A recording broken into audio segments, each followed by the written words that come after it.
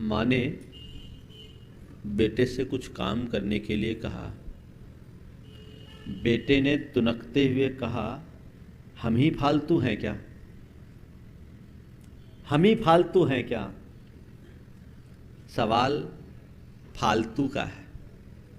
आज फ की बात है, थोड़ी फालतू की बात कर लो। सवाल है, फालतू कौन? किसको हम फालतू समझे? बहुत बार हम कह देते हैं, इसने अपनी जिंदगी फालतू में बर्बाद कर दी, इसने अपना फालतू समय खो दिया, ये तो फालतू के कामों में उलझता रहता है, ये बड़ा फालतू आदमी है। कहने में आता है ना? औरों को तो हम कह देते हैं। फालतू कौन? फालतू को आप पसंद करते हैं? नहीं करते हैं?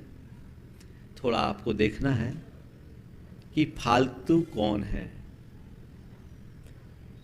4 बातें आप सबसे करूंगा। फालतू विचार, फालतू बातें, फालतू काम और फालतू खर्च करने वाला आदमी फालतू है। क्या कहा?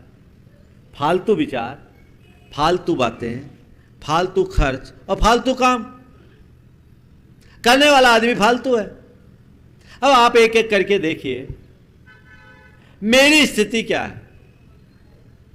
मैं विचार से शुरू करता हूं। विचार करने की शक्ति हर मनुष्य के मन में है। हर मनुष्य तरह तरह के विचार करता है, और जितनी विचारिक शक्ति मनुष्य के पास है उतनी संसार में किसी दूसरे प्राणी के पास नहीं। विचार तो आप हम सब करते हैं, लेकिन थोड़ा अपने मन को देखिए। तुम्हारे मन में जो विचार आते हैं वो काम के आते हैं या फालतू के ज्यादा आते हैं? किस तरह के विचार तुम्हारे मन में पनपते हैं? हाँ, फालतू के, जिसे आपने पालतू बना रखा है ना? ये फालतू के विचार मनोमस्तिष्क में घूमते रहते हैं। मनोवैज्ञानिक कहते हैं एक मनुष्य के चित्त में सुबह से शाम तक 24 घंटे में 50 से 70 हजार विचार होते हैं। कितने विचार आते हैं? 50 से 70 हजार विचार। एवरेज ले तो 60 हजार विचार। 35 से 45, एक सेकेंड में 35 से 45 विचार। आप कल्पना कर सकते हैं, एक मिनट में 35 से 45 विचार, यानी लगभग 2 सेकेंड में एक विचार हमारे होते हैं। कितनी तेजी से विचारों का चक्र घूमता है। और कुछ लोग तो ऐसे होते हैं जो विचारों में ही खोए रहते हैं, जिसके लिए एक शब्द आता है ओवर थिंकिंग। जरूरत से ज्यादा विचार करने वाले लोग जिंदगी भर परेशान होते हैं। आप अपने मन को टटोलिए और देखिए कि मेरी स्थिति क्या है। कहीं मेरा स्थान ओवर थिंकिंग वाले लोगों में तो नहीं है? कोई भी बात हुआ, ये क्यों हो गया, ये क्यों हो गया, ऐसा होगा तो क्या होगा, वैसा होगा तो क्या होगा, जहां वहां अपना दिमाग दौड़ाना शुरू कर देते हैं। मतलब की बातों में दिमाग लगाने का तो फिर भी अर्थ है, पर फिजूल की बातों में जी उलझाने का क्या मतलब है? कोई मतलब?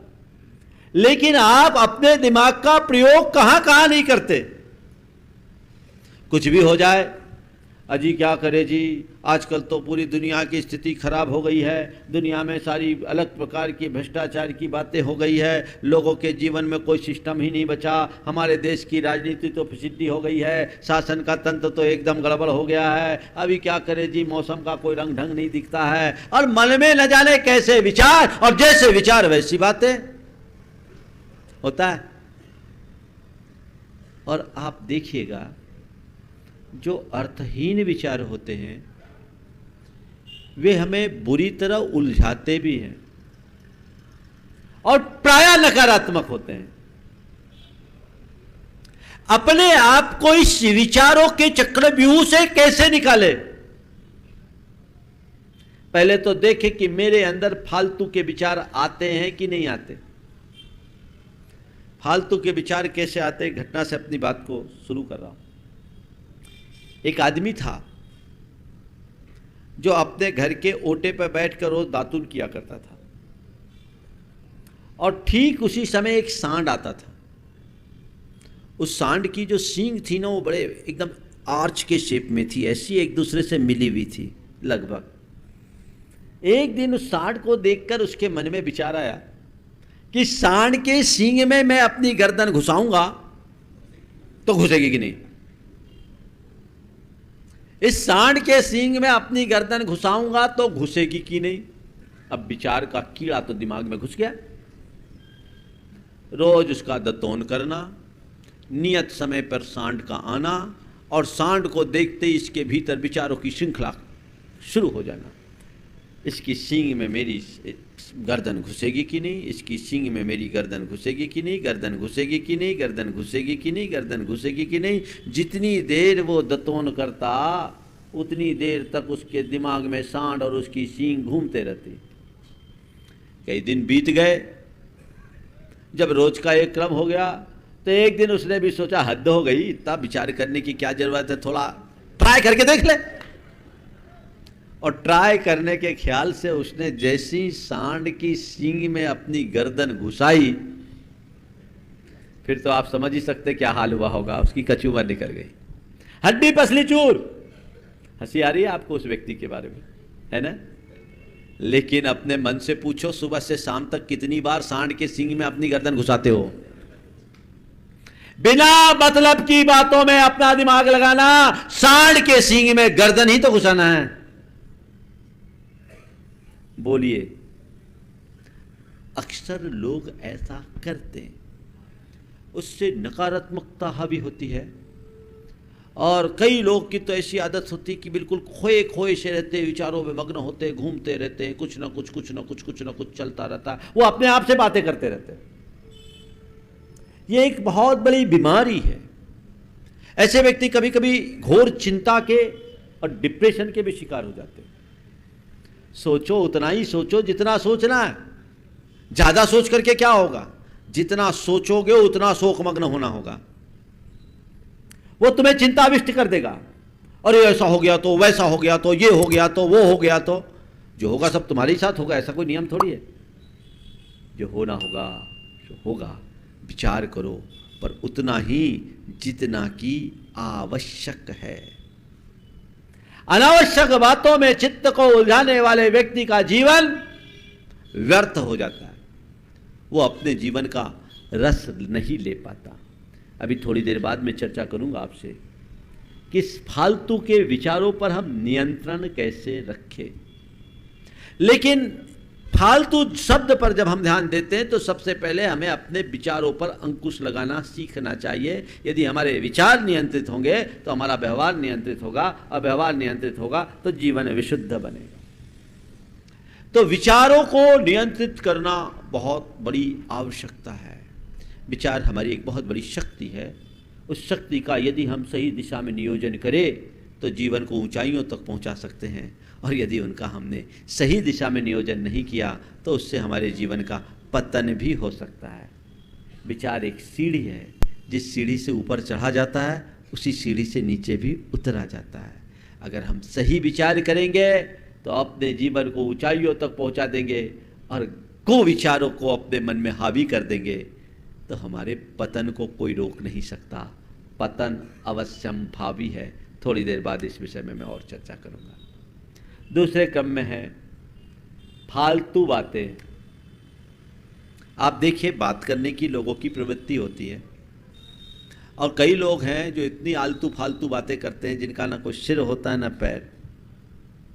शुरू हो गए तो बंद होने का नाम नहीं। बिना मतलब की बातें, जिसका सिर ना पैर, लेना ना देना, फिर भी आप शुरू है तो शुरू। कुछ लोगों की ऐसी आदत होती है, एक बार शुरू हो गए तो बस हो गए। ऐसे लोगों के पास पता नहीं समय कहां से मिलता है। उनके पास समय भी बहुत फालतू होता है। एक बहन ने अपनी सहेली से पूछा क्यों आजकल तुम फालतू बातें बहुत करती है? उसने कहा हाँ। बोले किससे? बोले जिनके पास फालतू समय होता है। फालतू बातें उन्हीं से होगी जिनके पास फालतू समय होगा। तो फालतू फालतू में ही लोग अपना सब कुछ बर्बाद कर देते हैं। बोलने की हमारे पास एक बहुत बड़ी शक्ति है, पर इस शक्ति का उपयोग भी हमें उसी अनुरूप करना चाहिए। व्यर्थ बकवाद करने वाले का कोई मूल्य नहीं होता।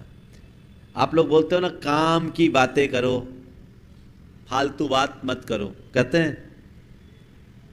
कई बार जब आप बोल देते हैं, मुख से कुछ अनर्गल निकल जाता है, तो आपके मुख से निकलता बेफालतू हमने बोल दिया, बोलते हैं आप। फालतू में ही हमने बात का बतंगड़ बना दिया, बोलते हैं आप। ऐसा कई बार आता है ना। फालतू बात करने का मतलब क्या है? अधिक बकवाद करना, अर्थहीन बोलना, अनियंत्रित बोलना, असभ्य वचनों का या अप्रासंगिक बातों की बात करना। अत्यधिक बकवाद, कुछ लोगों के साथ ऐसा होता है, उनके लिए बुंदेलखंड में एक शब्द आता है लबरा। लबर लबर लबर लबर करे, यानी व्यर्थ का बकवाद करे, जिसका मतलब कुछ नहीं। बोलने की आदत होती है, वो वाचालता है। इससे मनुष्य का महत्व कम हो जाता है। मैं आपसे एक सवाल करता हूँ, जो आदमी बात बात पर जरूरत से ज़्यादा बोलता है, आप उससे अपना व्यवहार रखना चाहते हो? हाँ, नहीं चाहते। क्यों नहीं चाहते? अरे भैया, इससे बात करने का मतलब अपना समय बर्बाद करना। अगर कहीं मिल गया तो जल्दी से जल्दी पिंड छुड़ाना चाहते हैं ना। तो जो भी व्यक्ति फालतू की बातें करेगा, वो अपने जीवन को अप्रासंगिक बना देगा। लोग उसको लाइक नहीं करेंगे, उसकी लाइकिंग कम होगी। ये नेचुरल है, नेचुरली ऐसा होगा। तो हमें ये देखना है कि मैं फालतू बातें तो नहीं करता। फालतू की बातें, बिना सिर पैर की बातें, जहां शुरू हो गई शुरू हो गई। ये आदत होती है कुछ लोगों की। वो अपने आदत के शिकार होकर इस तरह की बातों की एक बार शुरुआत करते तो बस चालू तो चालू, उसमें रुकने का नाम ही नहीं रहता। तो व्यर्थ की बकवाद करने की आदत से बचे। फालतू बातें कैसे बचना हो मैं बताऊंगा। अभी तो मैं आपको टास्क दे रहा हूं कि आपको करना क्या है। व्यर्थ की बातें आप मत करें। दूसरी बात, ऐसी बात जिससे बात का बतंगड़ बने। बात का बतंगड़ बनाने वाली बात न करे। नियंत्रणहीन वचनों का प्रयोग न करे। कहीं कोई मामला ऐसा आ जाए तो उस समय इतने सधे हुए शब्दों का प्रयोग करे कि सामने अगर बवाल उत्पन्न होने वाला हो तो वो शांत हो जाए। ऐसे वचनों का प्रयोग न करे कि व्यर्थ में बवाल खड़ा हो जाए। आप लोग क्या करते हैं? अक्सर जो लोग पछताते, अरे बेफालतू हमने बोल दिया, हमें उस समय चुप रहना था, फालतू की फसाद खड़ी कर दी। वस्तुतः ये जितने भी चीजें सब फालतू है, अर्थपूर्ण है ही नहीं। काश मनुष्य को इसका पता होता। लेकिन बक बक बक बक करने की जिसकी आदत होती है, वो इन सब बातों को नहीं समझता और बिना सोचे समझे कुछ भी बोल देता है। बाद में सारी जिंदगी रोने को मजबूर होता है। कई बार आपके जीवन में ऐसे प्रसंग घटे होंगे जब आपको अपने बोलने का पश्चाताप हुआ होगा। हुआ है कि नहीं हुआ? क्यों? अर्थपूर्ण बात करने वाले मनुष्य को कभी पछताना नहीं पड़ता और फालतू के बात करने वालों को पछताने के सिवा और कुछ बचता नहीं। बिना मतलब बात करने से अपने आप को बचाइए। ये सोचिए कि मेरे पास वचन की शक्ति है, इसका मतलब ये नहीं कि मैं अपनी शक्ति का दुरुपयोग करूं। मुझे वही बोलना है, उतना ही बोलना है, वैसा ही बोलना है जैसा कि आवश्यक हो। जो प्रासंगिक है वो बोलो। और एक बात बोलूं, अवसर के अभाव में बोले गए उचित वचन भी अनुचित लगते हैं। अवसर पर आपने जो भी बोला वो काम का है। अवसर के अभाव में आपके द्वारा बोली गई अच्छी बात भी अच्छी नहीं लगती। मनुष्य की एक विशेषता होती है जो अवसर के अनुकूल संभाषण करना जानता है। अवसर के अनुरूप बोलो, क्या प्रसंग है वैसा बोलो। तो ऐसे व्यक्ति से हर कोई मिलना जुलना चाहता, उससे सलाह लेना चाहता, उससे बात करना चाहता है। और अवसर के विरुद्ध बोलोगे तो कोई तुम्हारी वैल्यू नहीं है। हाँ, ये तो बक बक करते रहते, बोलना ही है। फालतू में चिल्लाते रहते हैं, फालतू में बोलते रहते हैं। घर परिवार में देखिए बड़े बुजुर्गों की इज्जत क्यों घटती है? बात बात में टोका टाकी, सासू है तो बहू पर चढ़ाई, पिता है तो पुत्र पर, परिवार पर कुछ ना कुछ बोलना ही बोलना ही बोलना ही बोलना। अच्छा हो तो, बुरा हो तो, सही हो तो, गलत हो तो, करने योग्य हो तो और करने योग्य ना हो तो। कुछ लोगों की ऐसी आदत होती है, बोलो होती है। उनका घर में कौन सा स्थान होता है? थोड़े दिन तक तो लोग लिहाज करते हैं, लेकिन जब रोजमर्रा की जिंदगी में यही हाल होता है तो फिर लोग उसको इग्नोर करना शुरू कर देते हैं, नज़रअंदाज करना शुरू कर देते हैं। अरे इनकी तो आदतें ही ऐसी हैं, इनकी छोड़ो, बड़बड़ाने दो। होता है। यहां आपको अंकुश रखना है। आज मेरा प्रवचन फालतू नहीं जाएगा, चिंता मत करना। बात फालतू की जरूर कर रहा हूं, हाँ, पर बात फालतू की होकर के भी कीमती है। मुझे बिना मतलब बोलना नहीं, अर्थहीन बातों का प्रयोग नहीं करना, अप्रासंगिक बातों का प्रयोग नहीं करना, और ऐसे वचनों का प्रयोग नहीं करना जिससे किसी का मन आहत हो। आक्रोशपूर्ण वचन, आक्षेपपूर्ण वचन, अपमानपरक वचन और आपत्तिजनक वचनों का प्रयोग कभी मत करो।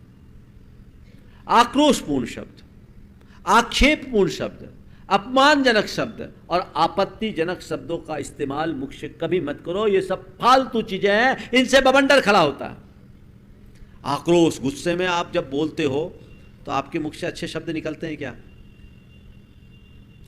कोशिश करना चाहिए जब तुम्हारे अंदर आवेश हो और तुम अपने आपे से बाहर हो तो कम से कम बोलो, अपने आप को शांत करने की कोशिश करो, क्योंकि उस समय जो निकलेगा वो फालतू ही निकलेगा, सार्थक नहीं निकलेगा, अर्थ का अनर्थ करेगा, मामला बिगड़ जाएगा, व्यर्थ का बवंडर खड़ा हो जाएगा।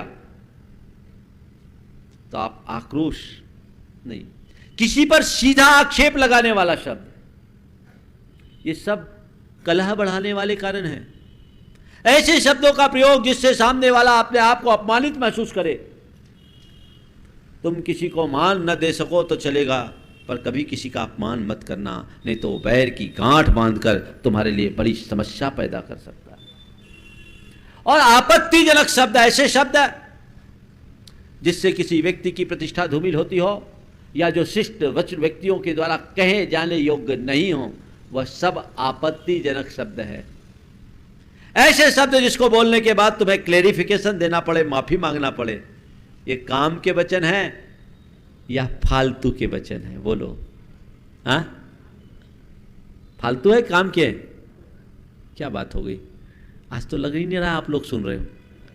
सुन रहे हो तो कैसे वचन है, काम के कि फालतू के? फालतू के है। समझ में आ रही है बात? ये वचन जब भी हमारे मुख से उच्चारित होते हैं पूरा मामला ही बिगड़ जाता है। कुछ मामलों में तो आप ध्यान रखते हैं और कुछ मामलों में ध्यान नहीं रखते। एक व्यक्ति अपने बेटे को नसीहत दे रहा था। दुकानदारी में बेटा पढ़ लिख कर आया, तो जब पढ़ लिख कर आया और दुकान में बैठना शुरू किया तो नया नया छोरा था। अब वो ग्राहकों से ज़्यादा बातचीत करता था। तो उसके पिता ने उसे समझाया, देख ग्राहक से काम की बात किया कर, फालतू बात नहीं करनी तो एक ही ग्राहक में पूरा दिन निकल जाएगा। नसीहत दिया, काम की बात करो, फालतू बात मत करो। आप लोग ऐसे ही करते हैं ना अपने प्रोफेशनल लाइफ में, जितना काम उतना काम, बाकी ठीक, अब एक को छोड़कर दूसरा, दूसरे को छोड़कर तीसरा। क्यों? आपके पास समय की कमी है, काम अधिक है, हमको लेना है। जितने भी प्रोफेशनल आदमी होते हैं आप उनसे बातचीत करिएगा तो पाइएगा काम से काम बात किया, टू द पॉइंट बात किया और उसके बाद आगे बढ़ा। और जो निठल्ले लोग होते हैं उनसे आपने बात करना शुरू किया तो पता नहीं कितनी बातें करने लगेंगे। कई लोग किसी से फ़ोन पर जो बात होते हैं, सबसे ज़्यादा फालतू बातें तो आप लोगों को फ़ोनों पर होती है। हो गया बस, शुरू हो गए तो शुरू हो गए, शुरू हो गए तो शुरू हो गए। एक बार मेरे कमरे में कोई सज्जन थे, वो किसी का कॉल आया, कॉल आने के बाद वो बाहर गए, करीब 10 मिनट हो गया, आवाज़ आ रही थी, बस मैं रखता हूँ, सुनो तो, और थोड़ा उनका स्पीकर लाउड था तो आवाज़ कुछ बाहर भी आ रही, सुनिए तो, बार बार बात कर रहे हैं, काफ़ी कर रहे हैं, ठीक है अभी रखता हूँ, महाराज आ रहे हैं। और प्रतिक्रिया करते हुए फालतू दिमाग चाट रहे, फालतू दिमाग चाट रही है, ये उसने प्रतिक्रिया में कहा।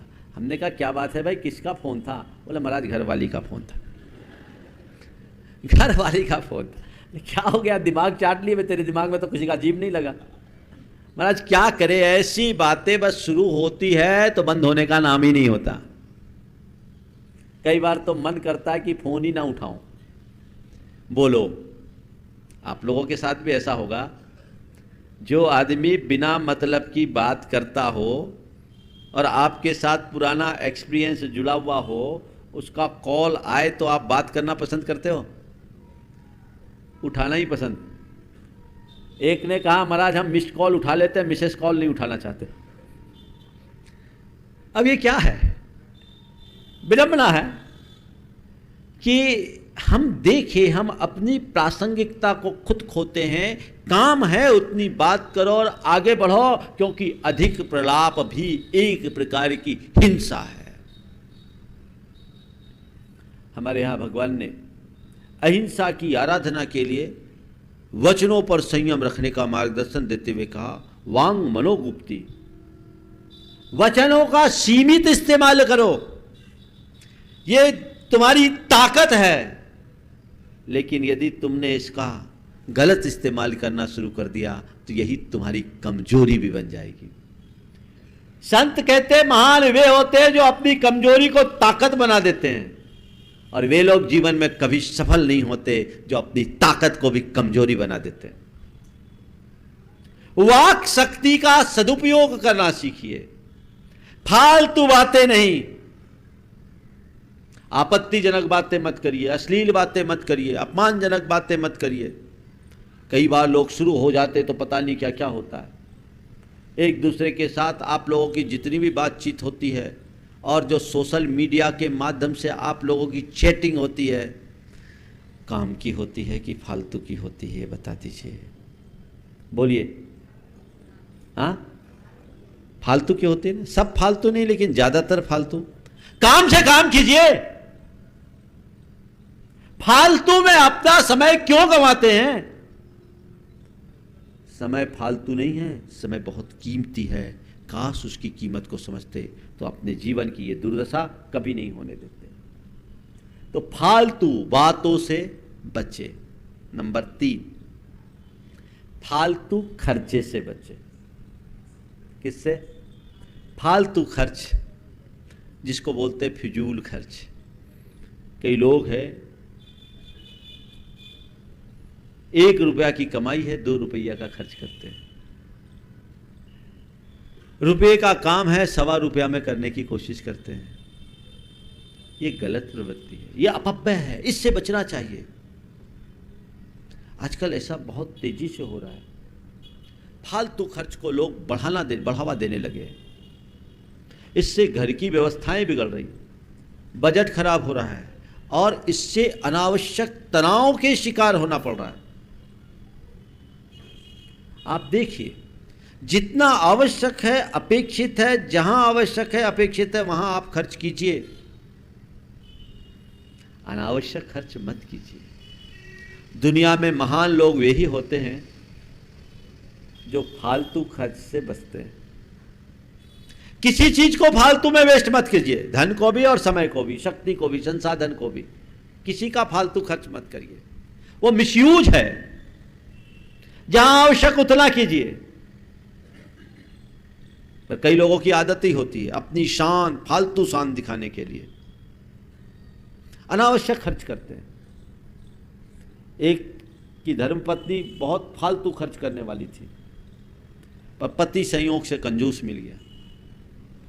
पत्नी फालतू खर्च करने वाली और पति कंजूस, तो क्या हाल होगा समझ लो।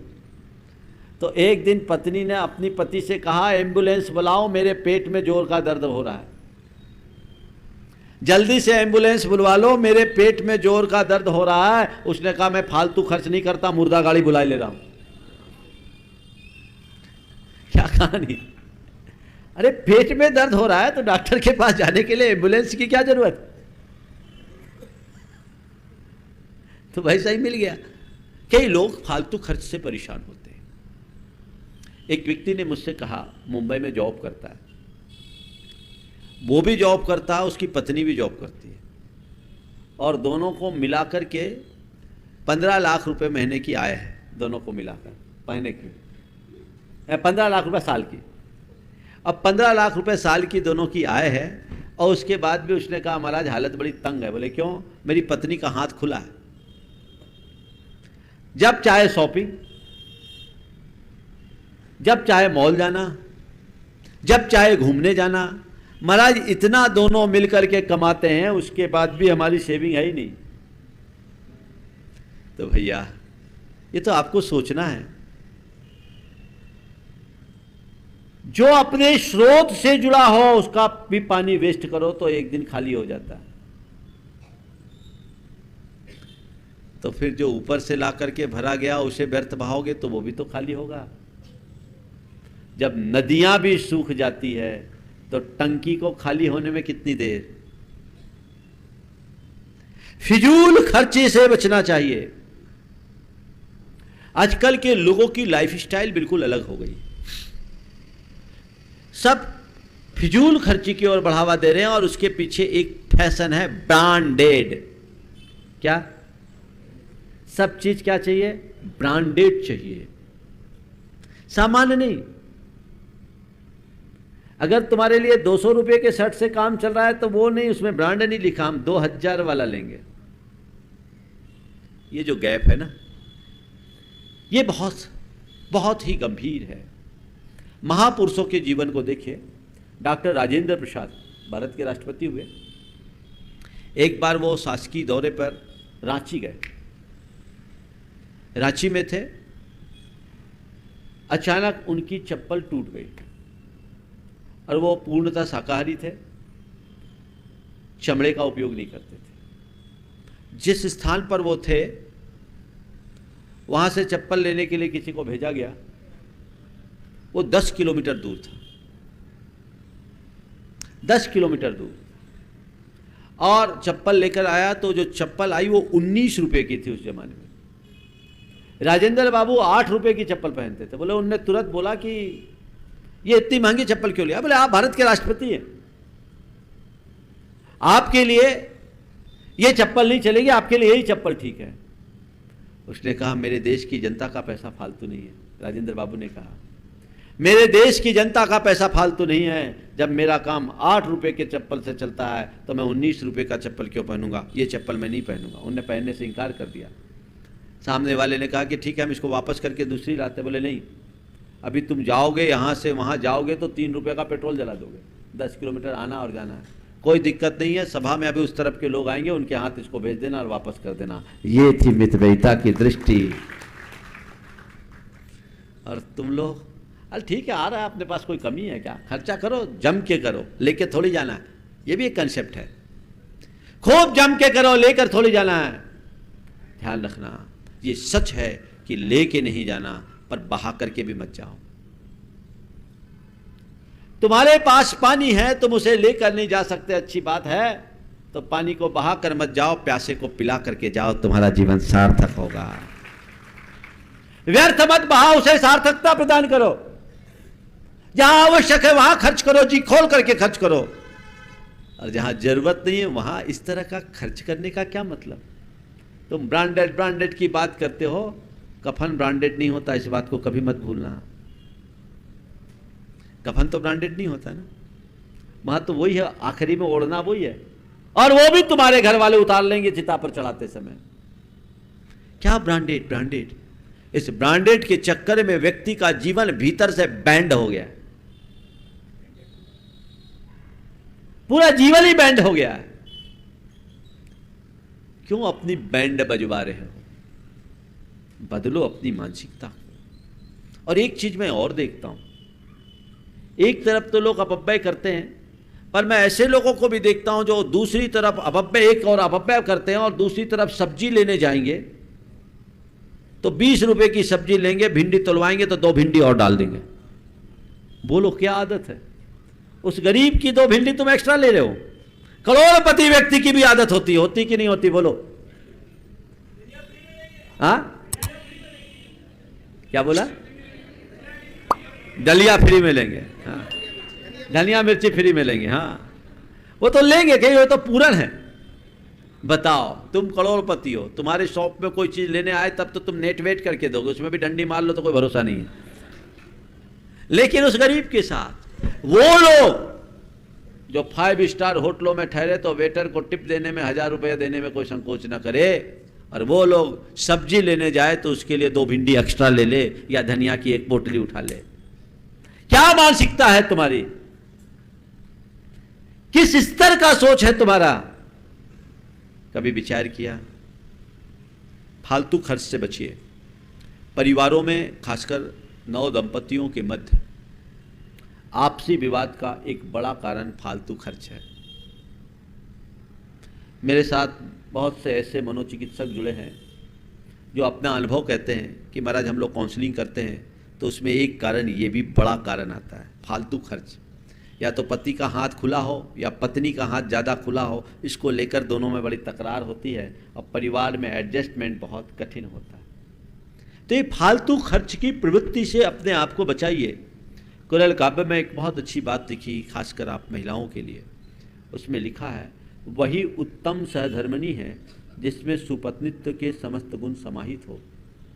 वही उत्तम सहधर्मिणी है जिसमें पत्नी के समस्त सुपत्नित्व के समस्त गुण समाहित हो और जो अपने पति के आय से अधिक व्यय न करती हो।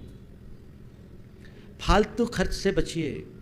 आजकल समाज में फालतू खर्च का ढर्रा बढ़ गया। विवाह, शादियों और समारोहों में कितना फिजूल खर्च होता है। बर्बादी, पैसे की बर्बादी। अंधाधुंध लोग खर्च कर रहे हैं, पानी की तरह पैसा बहाते हैं। सारा पैसा कहां जाता है? कैटरिंग में जाता है, होटलों में जाता है और कोरियोग्राफर ले जाता है। कहां जाता है? ये बर्बादी, ये वेस्टेज है। अपने संसाधनों का इस तरह मिसयूज करना एक प्रकार का अपराध है।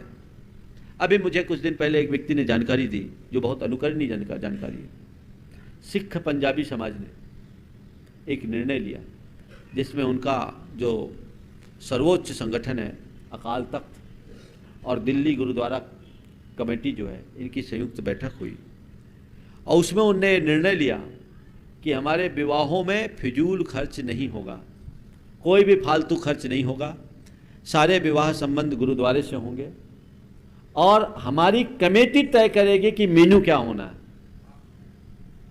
कितना मीठा बनना है, कितनी सब्जियां बननी, ये तय करेगी। और उसके जो अध्यक्ष हैं दिल्ली गुरुद्वारा प्रबंध कमेटी, उनने तो ये तय किया कि हम अपने बच्चे के घर की शादी में कार्ड भी नहीं छापेंगे, ईमेल और ई कार्ड के माध्यम से अपना काम करेंगे। ये सोच है। उसके लिए उन्होंने जन जागरण शुरू कर दिया। ये समाचार सारे देश में प्रसारित हुआ। आप सोचिए, पंजाब केसरी में छपा था, कुछ दिन पहले की घटना है। ये एक अनुकरणीय पहल है, लोगों को सोचना चाहिए। आप, तुम्हारे पास संपन्नता है, इसका मतलब ये नहीं कि तुम अपने पैसे की बर्बादी करो। तुम संपन्न है तो तुम्हें यह देखना चाहिए हमारे देश में कैसे कितने लोग हैं जिनके पास 2 वक्त खाने की रोटी की भी व्यवस्था नहीं है। हम पैसा क्यों बर्बाद करें? मेरे पास पैसा है तो क्यों नहीं मैं उसका सदुपयोग करके एक अच्छा आदर्श उपस्थित करूं। मैंने अभी 2 साल पहले सुना था, अपने ही समाज के एक बंधु ने अपने बेटे की शादी में कोई समारोह न करके 100 बेघर परिवारों को घर देने का उपक्रम किया था। कितना बड़ा काम किया, सुना होगा, अखबारों में आया। अपने ही समाज के एक श्वेतांबर बंधु थे, गुजरात के थे। एक उदाहरण, तुम करोड़ों रुपया पानी की तरह बहा दोगे, उस शादी की कोई चर्चा नहीं होगी। लेकिन जिस व्यक्ति ने अनुकरणीय पहल की, शताब्दियों तक उसका नाम लिया जाएगा और जिनको घर मिला उनकी दुआएं प्राप्त करेगा। फालतू खर्च से बचिए, अपने आप को मोड़िए। अच्छे कार्य में कोई संकोच नहीं और बुरे कार्य के लिए कुछ सोचो भी नहीं। यहां संकोच नहीं, वहां सोच नहीं, तब जीवन का उत्कर्ष होगा। फालतू विचार, फालतू बातें, फालतू खर्च और फालतू काम, बिना मतलब का काम। कुछ लोग हैं जो फालतू कामों में उलझे रहते हैं, जिसका लेना नहीं देना नहीं, इधर उधर डोलते ही रहते हैं। नहीं, फालतू काम मुझे नहीं करना, जो जरूरी वही काम करना। मुझसे एक बार एक भाई ने कहा कि महाराज हमारे पिताजी को समझाओ। बोले क्यों, क्या बात हो गई? महाराज सुबह से शाम तक कुछ ना कुछ करते ही रहते, कुछ ना कुछ करते ही रहेंगे, कुछ नहीं तो नौकर चाकर से काम कराते रहेंगे, ये करो वो करो, नाली साफ करो, जाला साफ करो, ये करो वो करो। महाराज उनको बोलो कि ये अपना समय निकाल करके धर्म ध्यान में लगे, इसमें नहीं लगे। आदत हो जाती है व्यर्थ की मगजमारी करने की। इस आदत पर नियंत्रण आवश्यक है और अपेक्षित है। फालतू काम करने की आदत बंद कीजिए, फालतू चीजों से काम लेने का अभ्यास बढ़ाइए। कुछ लोग होते हैं जो फालतू का काम करते हैं और कुछ लोग होते हैं जो फालतू पड़ी चीजों को भी काम में ले लेते हैं। मैंने एक जगह देखा, बिरायतन गया राजगढ़ी में, साध्वी चंदना जी हैं वहाँ। मैंने देखा तो वहाँ की इंटीरियर और एक्सटीरियर में जो कुछ भी चीज़ें लगाई गई, मैंने देखा फालतू पड़ी हुई नारियल की खोपड़ी जैसी चीज़ को इतने सलीके से सजाया कि देख करके उसका एक अलग ही आकर्षण दिख गया। जो चीज़ें कबाड़ में पड़ी हो, जो एकदम फालतू और व्यर्थ हो, अगर व्यक्ति की सोच रचनात्मक हो तो उस फालतू की चीज़ से भी काम की चीज़ बना सकता है। उनने सजा दिया और देखा तो लगा आकर्षण। तो मैं तुमसे कहता हूं फालतू का काम करना बंद करो और फालतू की चीजों को भी काम में लेना सीख जाओ, जीवन तुम्हारा उत्कृष्ट हो जाएगा, ऊंचाइयां प्राप्त कर लोगे। अब बात आ रही है, मैंने अभी कहा था कि इन सब से बचे कैसे। सबसे पहली आवश्यकता है विचारों की शुद्धि की।